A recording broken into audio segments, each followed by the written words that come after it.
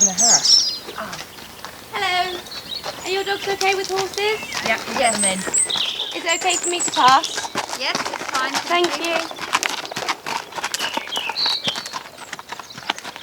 We've gathered here together because we're all really passionate about enjoying the area, the countryside and Dartmoor, and we're really passionate about enjoying it with our horses and with our dogs. And we're really lucky today to have Verity from Moor's Paws with her dog Flash, Carla from the Dartmoor Livestock Protection, Lindsay from the Pony Club and the BHS safety team, and myself, who absolutely love Dartmoor, and we want to try and encourage you to enjoy it in a safer way for everybody. Well, this is Flash. He's 4-year-old, a homebred lurcher. So I'm actually desensitising him to sheep right from an early age. And I think that's important because a lot of people come to Dartmoor and their dog has never seen a sheep, and they let them off the lead because it's wide open spaces, and any dog is going to chase a sheep. Every dog will chase a sheep unless it's trained. Well, there's no specific breed of dog that you can categorically say will chase sheep? Definitely not. Every dog will chase a sheep until it is trained not to. And the best thing is to desensitise your dog from an early age. A lot of people stay away from sheep and try and avoid them, but in actual fact, if you walk responsibly across the moors through sheep with your dog on a lead, it actually starts to get the training underway. So we're not only talking sheep on the moors, we've got a lot of ponies on the moors, we've got a lot of cows, and we've got a lot of calves up there. Any dog, not only sheep, would chase ponies and chase cows as well? The smaller dogs tend to yap around their feet and get a big risk of getting kicked or stamped on. The bigger dogs try to cause a reaction and cause the animal to bolt so it can chase them. So you would say if somebody is coming to the moors with their dog, don't let it off a lead? Definitely not. But paramount to anything is to get training for that dog. Yeah, get training, either professional training if you can train yourself, use the experience of walking through the sheep with your dog on a lead and desensitize the dog. But realistically, you need to go somewhere when you first let the dog off a lead near sheep. You do need to either have excellent recall and know that you can actually distract the dog away from the prey. I mean, does recall work in all conditions? I mean, once they start the chase? No, not at all. Yeah. Not at all. You know, you can throw sausages and steaks at your dog. A dog isn't hungry, so a treat isn't going to work because it's not hungry, it's well fed. It's far more excited to have something to chase. It's chasing for that natural instinct.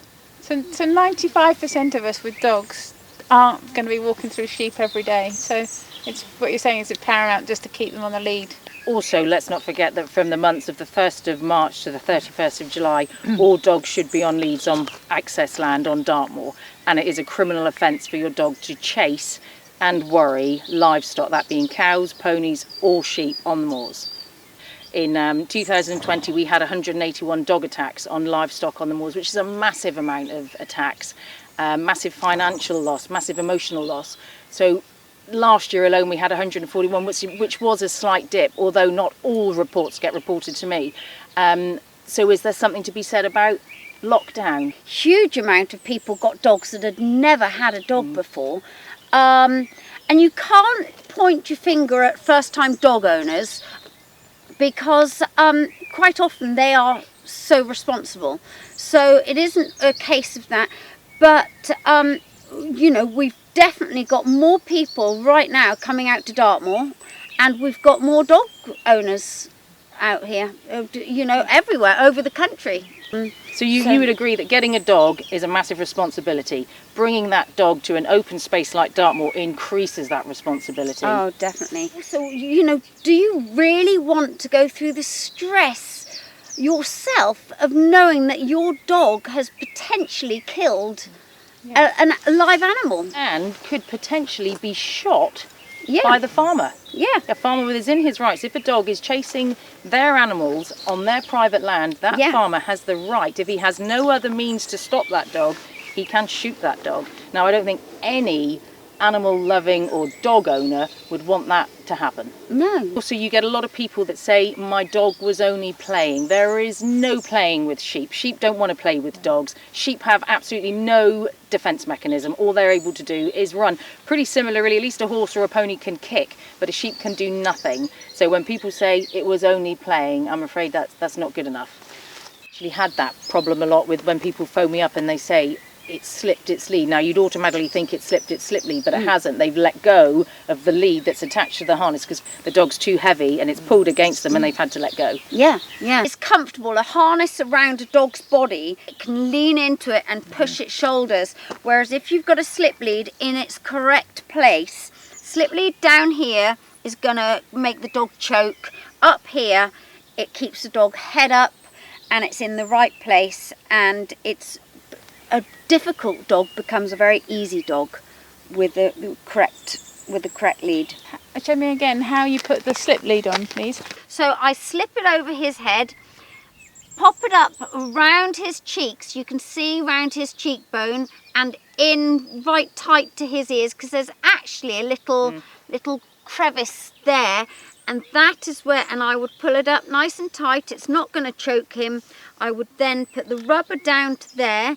That way it's tucked in here. It is not going to go further down his neck. That won't choke him. When it goes down his neck there, it chokes. So that is the correct place to have a slip lead. And the difference in holding a dog and holding the dog's head up and not letting it push forward and to the nose to the ground and start to pull, that's the difference. It's a very effective way of controlling a dog.